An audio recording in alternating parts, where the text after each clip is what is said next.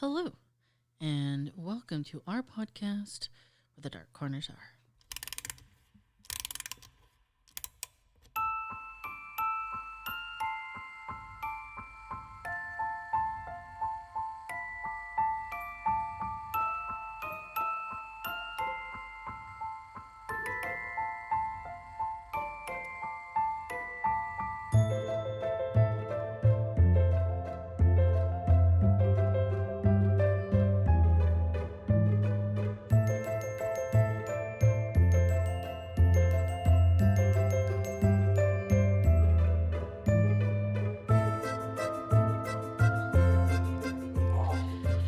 Hello. I am Vina, and I am your Dark Travels hostess. Tonight, we have a road trip with the panda. and a In 1995, a team of paranormal travel podcasters found an abandoned cub in the haunted Arctic. After some kick-ass paranormal training and his first alien kill, he was ready. So, if ghosts, serial killers, or monsters in the dark got you scared, don't hesitate to call the Polar Bear. The Polar Bear.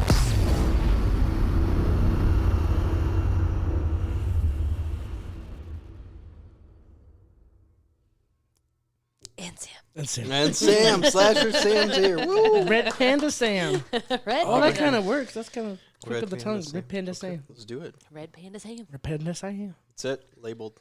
So what was your first alien kill? Oh, that was my first episode. We did the aliens. Right? Was that? No. Your first episode was Ukraine. Oh, yeah, it was. What was your But first? we did have an alien episode. We did. Yes. I like to think that I'm the paranormal podcaster that found him as a baby. Okay. There was Red Panda Sam. Looking I just want to be involved and included. just want to be canon. Oh, Lord. So tonight we're going to actually talk about a topic that I happened to see across a TikTok video. And Am I the only one not watching TikTok? Yes. Yes. which is probably best. No, it's not. You have Clearly. To, You'll swallow your Have you life. ever sat in your own bedroom in the pitch black for an hour and a half going? Like, wow, I didn't really do No. anything today. And You know now who's gonna that's like it. this? You just send it to all your friends, and they wake up next morning. It's 24 TikToks. That's my life right now, but I just still don't watch 89. it. Yeah. Oh, Keisha sent me like a buttload once. I was like, holy shit. But I've done the same thing, though. It's so bad. Anywho, back to our podcast episode. About TikTok. TikTok. Right. So tonight we're actually going to close out our paranormal travels from New Zealand with a tragedy that really just hurts my heart. So our story begins on an island located 48 kilometers north of the northern island of New Zealand, just off the shores of a town called Eastern Bay of Plenty. This island is actually the tip of a very large volcano, a very large active volcano, with most of the volcano being underwater. This volcano is a cone-shaped stratovolcano style with a amphitheater crater. And to be very clear, a stratovolcano doesn't spill out lava when it erupts. It actually shoots out dirt, rock, basically natural debris with very, very hot steam. Now, this volcano had been active for the last 100 to 200 years, and most recently, in the last couple of decades, it's been monitored by the GNA Science for decades. This island goes by the name of Wakatari. Now, for the locals, it's not just a volcano out in the bay. They see it every day. They look out in the bay and there it is. It's a basic fixture in their lives, but also for many, many years, even before, let's say, the white settlers came, the natives, the Maori people, would venture out to it, explore the island, and they would even host special ceremonies and other social gatherings on this particular island. But when the white settlers came, and eventually over time, everyone would eventually go out to this island on their boats and fish and explore, and never really thought twice about this island being dangerous. And part of the reason why was, even though it's an active volcano, it only erupted during the night or during bad weather on the island anyway. So they just never had any problems. In fact, there was actually a sulfur factory on the island that operated from the late 1800s to the early 1900s, with people actually not only working on the island, but living 24 hours on the island. And per the locals' history regarding any type of deaths on the island prior to 2022, it was relatively low. 10 actually died in a mudslide while working on the factory when it was operating in 1914. One died by suicide and one died by an accident. Now, in 1936, the island gets purchased by a gentleman by the name of George Raymond Buttle. Today, it's owned by his grandsons, Andrew, James, and Peter Buttle. And with this history, I think basically the locals, everyone just took for granted that this island was relatively safe. Now, in 1991, PJ Charter White Islands Tour began operating bona fide tours to the island after realizing there was actually a sincere interest from others, like foreigners, to check out the island. The company that was owned by Jenny and Peter Tate, that was a family, would be the sole company who had the authority to provide tours to the island via boat. And they started out small with like a 6-person boat, and eventually they expanded to 3 large boats. Now, in 2017, they sell the company to Nagati Awa for $9 million after one of the 3 boats catches on fire, and 3 people had to be treated due to the injuries related to the fire. So they decided, we'll just sell the company, we're done. And so they're the only boat tourists that go out there.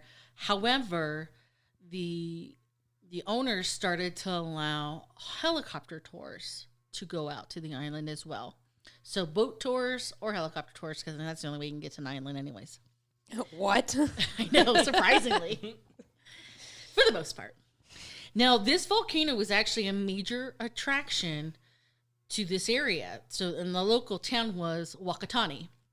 And literally, people all over the world would come to the second island, the North Island of New Zealand, with the sole purpose of checking out this volcano.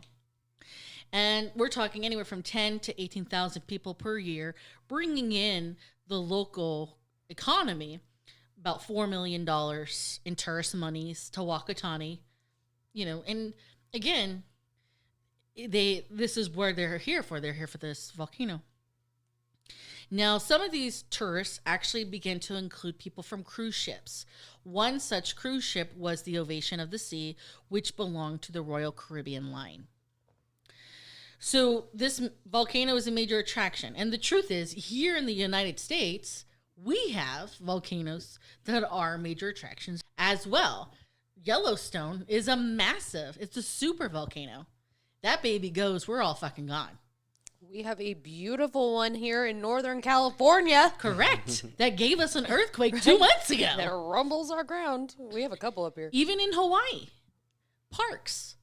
There's hikes right up to the crater. Mm-hmm. So having an active volcano as a tourist attraction is not unheard of. Because they can be active but dormant for decades. Correct. Yeah. So, like I said, for Wakatani, this volcano and the tourists coming and going was just a major part of their life. Now, on December 3rd, 2019, there's actually a rather rough eruption, and the GNA puts out a warning that, and I'm quoting now, the volcano may be entering a period where eruptive activity is more likely than normal. There is an increase in tremors and gas releases. And they kind of had this rating of like level 1 is dormant, no issues. Level 2 could potentially escalate to level 3. Level 3 is an eruption, but we're not necessarily saying it's going to erupt. We're just saying it's kind of in that maybe zone. Pre-eruption. Correct. Potential pre-eruption, not guaranteed. But level 3 was eruption and, kind of stay away. There's only 3 levels. Correct. This is their. The volcano maxes out quickly. I appreciate that. But again, you have to remember the locals were actually accustomed to seeing it erupt, but it only erupted during bad weather when no one was on the island and or at night when nobody should be on the island. So none of this was uncommon. However, everything changes on December 9th, 2019 on a Monday. The tour company has 2 boats, like I mentioned, because the third one burnt down.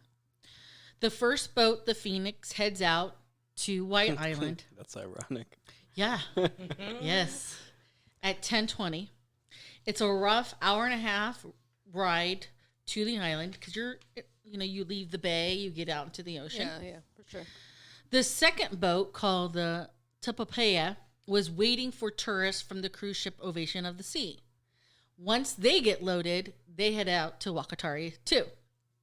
Now, how it works is they park the boats in like a little harbor of the island, and the tourists will get on smaller raft-sized boats, and these the rafts putt to this makeshift pier. And the pier is like kind of this, and my guess would be was the old sulfur pier when the factory was in operation. Mm-hmm. But either way, so once on the island, once everyone's off the boats, the guides will provide a brief safety speech, and then up they go up this, basically like this round walk with the crater being the pinnacle portion of the walk. But the guides would point out various interesting spots on the island as they made this kind of circle to the crater and come around back down to the pier. Now, on this particular day, the 4 guides on the Tupapea were a gentleman by the name of Jake Milbank, Tiffany Mangi, Kelsey Waghorn, and Hayden Marshall. And believe it or not, both Jake and Tiffany are actually off this day, but were called in. Ugh. And it was Jake's 19th birthday. So it was his birthday, so he wasn't supposed to be there. And Tiffany was actually supposed to spend the day with his family. Now, of the 4, Kelsey and Hayden had been the guiders the longest. But with Hayden having done this for a solid 10 years, he had actually been like promoted to the skipper of the boats as well as a tour guide. But on this day, it was Hayden's 1,111th tour. Now, in addition to these 2 boats, at about the same time, there was a volcanic air tour guide by the name of Brian DePaul, who had just brought his tour from the mainland onto the island. In fact, this was his very first solo piloted tour, and he brought 4 German tourists on his first tour. So there's 3 groups out there now? Correct. Okay. The 2 boats and the helicopter tour.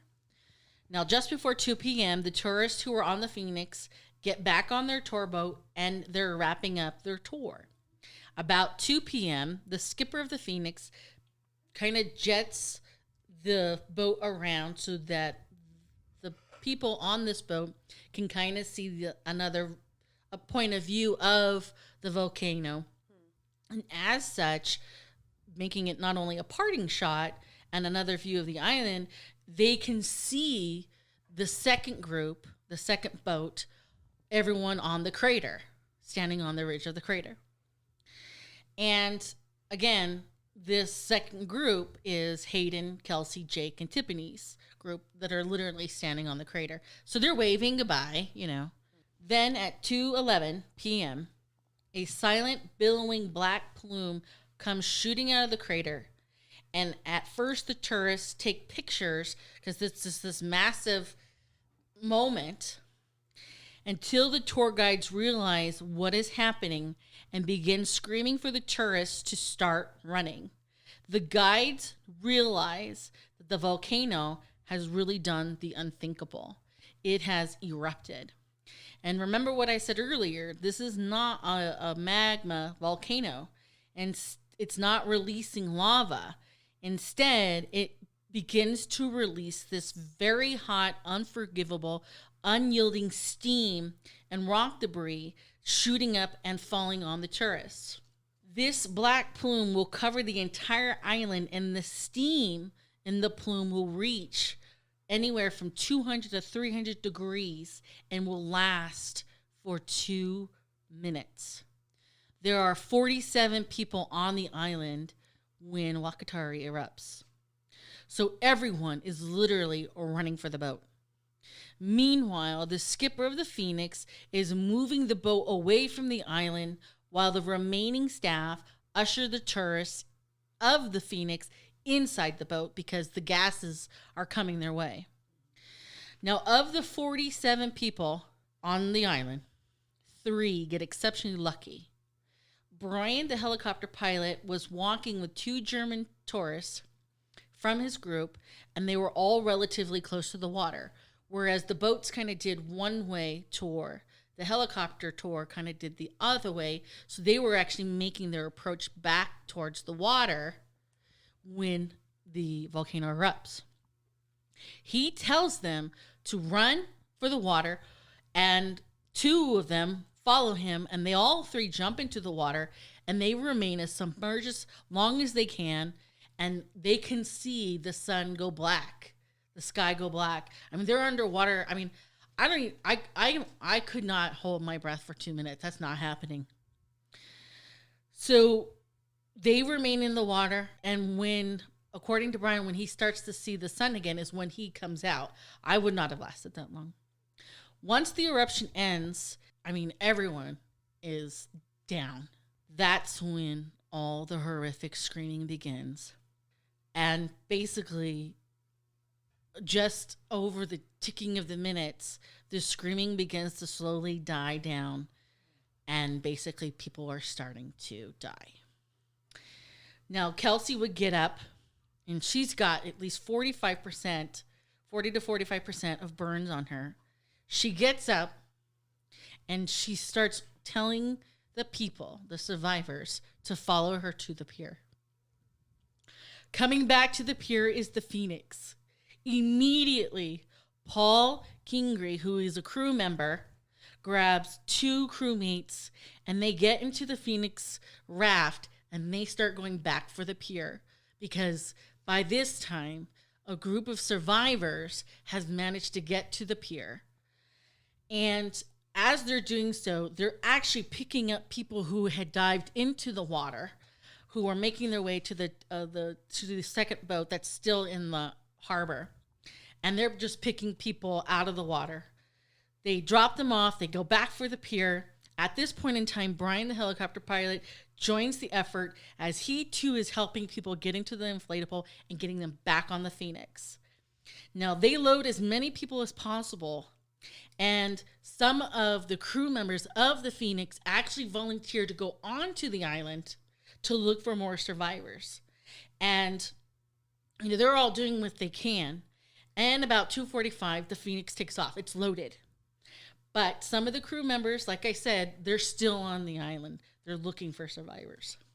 Now, with the remaining crew jetting back to the mainland, the uninjured tourists of the Phoenix begin to help the burn victims.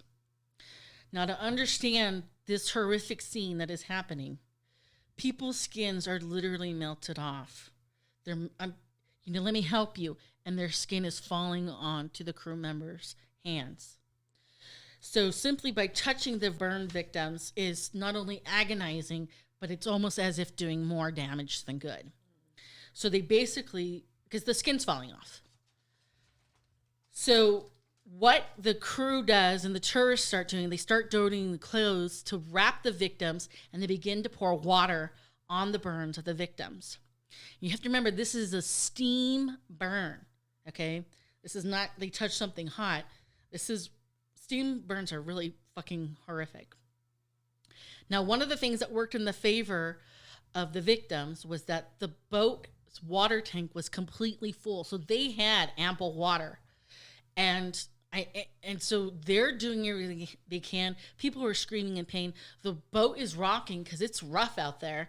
And not only are they in pain, but some of them are actually starting to go into shock. And because of their injuries, they're starting to freeze because they have no skin to maintain the body heat. So basically, this is the worst fucking nightmare. Well, and shock will send you into almost a hypothermia type feeling. They start to get really cold when they go into shock. Absolutely. By now, the people from Wakatani, the mainland, have noticed that the volcano has erupted. One man in particular is Mark Law. Mark is the head pilot of the Wakatani-based helicopter operators Canoe, I'm probably mispronouncing, Kahu, New Zealand.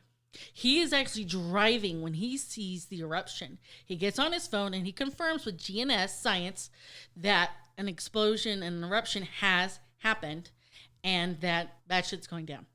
He then connects with a pilot by the name of Tim Barrow from Volcanic Air, and he describes the scale of the eruption. They gear up because they're going over. Each of them fly their helicopters to the island. At the same time, rescue pilot John Fennell is in the air in a small fixed-wing aircraft near Wakatani. He's just flying because he has to keep up his flying hours. Mark reaches out to him because they can't relay information because cell phones don't work so well. So they connect with John Fennell to be the guy to relay the information. Mark also reaches out to co-pilots Jason Hill and Tom Story. Per my notes, Jason had just returned from a tour from the island, and Tom, who I believe had the day off because it was his birthday, was actually working on his house when he got the call. Jason and Tom meet up, they load up their helicopter, and they head over to the island. On the mainland, Coast Guard hears that there's an accident. I don't understand why there's some confusion here, but hears or knows there's some sort of accident. They literally swipe 2 paramedics thinking that's like a single person injury, and they head towards the island. How they missed the eruption, I don't understand, but again... Well, I mean, they could have seen the eruption, but they didn't necessarily know that there were people on the island Correct. at the time. Correct. Or it So doesn't sound like it flows. So, like, what does that eruption look like? Once the plume is gone and the steam dissipates, would they be able to tell? no, I mean, you in all the videos that I saw, it's pretty obvious something happened. Okay. Okay, and we have to remember they have seen it erupt because Right. they've seen it erupt. It's just they've just gotten lucky. You said it's commonplace to some Correct. extent. Okay. So, Coast Guard's going out. You have 3 helicopters going out, and the Coast Guard ends up meeting with the Phoenix, like halfway back. The paramedics are wholly and woefully unprepared because they think it's just an accident. Someone broke their leg, whatever. They are wholly unprepared for the sight that they are basically thrusted upon. Meanwhile, back at the island, you have the crew of the Phoenix loading up the Tepapeo boat, the second boat, and begin heading back. Left on the island is 20 people. Now, the helicopters are coming. Mark takes charge and he tells the guys to fan out, look for survivors. So they've landed. Look for survivors, provide water, help put their masks on, and put them in what he calls a recovery position. I don't know what that means, but it means something to him. I think it's on your back, right? That sounds right. I think so. And to provide a very clear understanding, these guys are walking around in foot-deep ash. Debris is still flying around, and they themselves have to use masks to breathe. So Mark then realized the severity of the situation on the island to John Fennell, who relays this information to Search and Rescue. Search and Rescue respond by saying, "We're en route." So Mark is like, okay, we need to provide comfort until Search and Rescue arrive. And then they wait, and they wait, and they wait. And that's when John Fennell gets word that Search and Rescue is not coming. They rerouted to the airport to get their helicopters better equipped to transport the burn victims. And that's where they sit. After hearing this, Mark then turns to his team and says to them, "We got to bring him home." So they manage, with the 3 helicopters, to load up 12 people, leaving Tom's story behind to find anyone else and bring them comfort as they are dying. Now, Tom actually comes across Hayden, and he sees that Hayden is dead. He props him up. In fact, through his searching for the survivors, it becomes very obvious to Tom that both Hayden and Tiffany had survived the initial blast and were actually assisting others with the first aid kit that they had brought with them, but sadly they both ended up dying from their injuries. Back in the air, Jason, Mark, and Tim get told, they're like, we're coming in. They get told, you need to come to the airport so that search and rescue can take them to the hospital. Mark's like, nope, not going to happen. He ignores this order, and he orders his guys to take the victims directly to the hospital, which is exactly what he does. Now, as both the Phoenix and the Tipapeo arrive back to Wakatani, the dock that these boats would come in normally is ready. They're lined up with ambulance. They got police. They got fire. They're ready to transport all of these victims from the boats onto the ambulances. Once the victims arrived at the hospital actually reached out to the local families who knew their loved ones would be on the island because the burns were so severe. Even the hospital staff, the locals, had a hard time identifying some of these burn victims. But this was not the case with the people from the Ovation of the Sea. You have to remember, this was the second group. This primarily consists of the cruise line people. What the cruise line ends up doing is, my brother's on the boat. I'm on the island. They call the family members into a room, and they have them sit and wait in that room for hours, keeping them in the dark about the volcano erupting. They eventually learn from family members who call them after seeing what happened on the news, and family members calling them and saying, hey, did you hear about the volcano erupting? So a lot of people who from, for example, Australia, who were on that cruise, got family members calling them saying, is so-and-so okay? That's how they learn about the eruption. That's gross. So essentially, the cruise ship basically keeps the truth of the accident from the families, and as such, keeps them from being with their loved ones, and in some cases, the loved ones' final moments. So instead of releasing them to go to the hospital to be with them, they're sitting in a waiting room. Now, all of these victims actually overwhelm the hospital. They're not prepared to receive the amount of victims that they receive and the types of injuries. So, and again, you have to remember, part of the problem was not only was this a steam eruption, but there's chemicals in that steam. So they have these chemical burns that basically are life-threatening. And one of the major things that the hospital literally is short of is skin grafts. So they're calling everybody they possibly can for donations of skin grafts. So about 2 hours after the eruption, search and rescue decide to check out the island. And when they land on the island, they're actually not even equipped to be on the island. They bump into Tom. They can't breathe. And Tom's like, okay, well, here's a mask because this is how prepared they are. And Tom relays all the information. There are, at this point in time, 8 remaining victims. And unfortunately, these, by victims, I mean perished victims. And search and rescue basically says, oh, well, we have no reason to be here. And the police can handle the dead bodies. And they leave. And they take Tom with him. And Tom agrees to leave, thinking the police will be there soon to bring in the remaining bodies. However, it takes 4 days for Defense Force wearing bomb-diffusing gear to return to the island. Sadly, on the 3rd day, it had rained pretty hard, causing some flooding.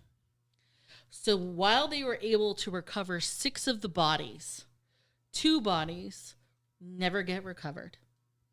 One of them was Winona Langford, a 17-year-old from Australia, and Hayden Marshall, the young man who had been the tour guide and loved this island for the last 10 years. And that was Tom's greatest regret, was not making sure that they'd bring all the bodies home. And the sad part is when you see these videos, because I watched, I don't know, video after video. In fact, not that Netflix needs my help, but there is actually a very good documentary of this tragedy on Netflix. You could see on their faces just the devastation and the regret, because then they knew Hayden. They knew Hayden's family. And to know that his family's never going to have his body is devastating. The Mark guy did an excellent job getting the team together and getting everybody out. I mean, there was a lot of good humanity in that moment. Lots of people that were trying to help and do the right thing. People that died trying to help other people. There was heroes out there that were looking for the signs and figuring out the right thing to do, and they jumped to action because they probably saved a lot more people. Good thing that boat turned around and came back, because they could have just been like, later, we need to get out of here. This is a liability on us. They didn't do that. You had tour guides that were trained and tried to use their training in the last moments of their lives. Right. I mean, Jake actually survives. Jake Milbank survives. Kelsey survives. It's just unfortunate that Hayden and Tiffany don't. But they did. They were trying to help someone, you know? Correct. In their final moments of life, they were trying to provide aid and probably comfort to those who were just probably much as pain and agony as everyone else. What were the final numbers? There were how many people on the island when it erupted? So there was 47 people. Okay, that's what I thought. And then how many people were confirmed dead after that? 8. Just 8? So more actually end up dying Like in the hospital? in the hospital and whatnot. Okay. There was 47. The 2 boats managed to grab 27, leaving 20 on the island. The 3 helicopters took 12, and then the remaining 8 were either dying, because that was the other thing, and I don't think I mentioned this. Tom came across people who were dying and sat with them until they had perished. So, I mean, this is unbelievable what he did for those people. I don't know a whole lot of people that would have done that. So. Yeah, this article says that it was 22 people total died in that eruption. Right. So, but I mean, even half of them surviving when only 3 of them were out of the eruption speaks volumes to the aid that they received from just Good Samaritans. Correct. People helping each other out. Which is amazing.